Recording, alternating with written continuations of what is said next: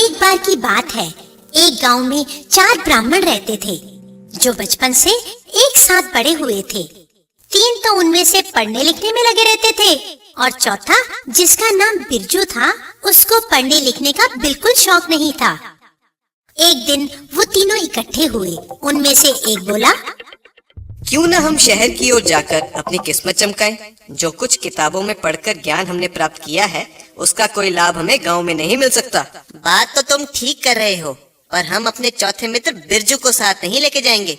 वो तो नीरा गवार है, हम पर वो बोझ ही होगा। ये बात तो ठीक है, उसे कुछ आता जाता तो है नहीं, परंतु हमारा बचपन साथ साथ गुजरा है। हम उसे यहाँ छोड़ भी तो नहीं सकते। चाहे जो हो, उसे ले चलते हैं। जो हम कमाएंगे उसमें से कुछ उसे दे दिया करेंगे। ठीक है, जैसी तुम्हारी मर्जी। इस तरह वो चारों शहर की ओर चल दिए, पर रास्ता एक जंगल से होकर गुजरता था। जब वो चारों जंगल के भीतर कुछ दूर तक पहुंच गए कि अचानक उन्हें हड्डियों का एक ढांचा दिखाई दिया।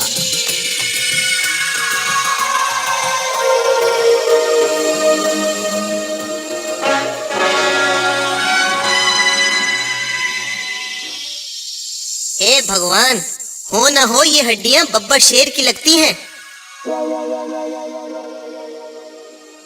क्यों ना हम अपने ज्ञान की परीक्षा यहीं ले लें। मैं इन हड्डियों को इकट्ठा कर कर कंकाल का रूप दे सकता हूँ। अगर तुम कंकाल खड़ा कर दोगे तो मैं उनमें त्वचा व मांसपेशियां भर सकता हूँ। अगर तुम दोनों ने अपना काम ठीक से कर दिया तो उस शरीर में जान डाल देने का काम मेरा। अरे मारे गए, कहीं ये पागल तो नहीं हो गए। अगर सचमुच ये हड्डियां शेर की हुई तो अनर्थ हो जाएगा। शांतनु ने हड्डियों को जोड़कर कंकाल बना दिया।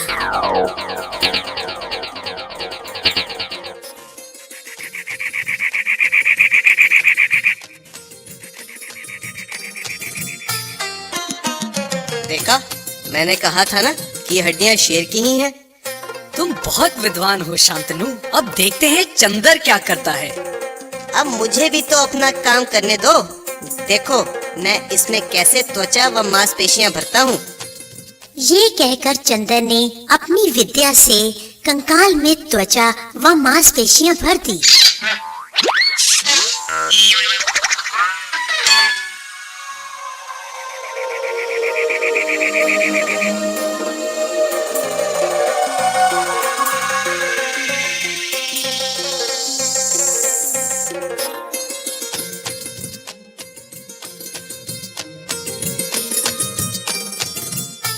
बिरजू, क्या तुम्हें अब नहीं लगता कि तुम्हें भी पढ़ना चाहिए था? वो सब तो ठीक है भैया, परंतु मेहरबानी करके इसमें जान मत डाल देना, वरना हम सब मारे जाएंगे। तू इतना एहसान फरामोश होगा, मुझे नहीं पता था। जानते हो, तुम्हें अपने साथ लेकर चलने के लिए मैंने ही इन्हें बनाया था। लेकिन कुछ नहीं। अब जब मेरी बारी आई अपना ज्ञान दिखाने की, तो तू मुझे रोकना चाहता है।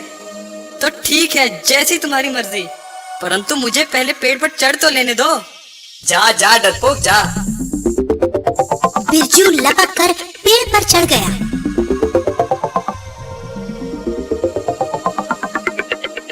तीनों ब्राह्मणों के कमाल से जैसे ही शेर में जान आई,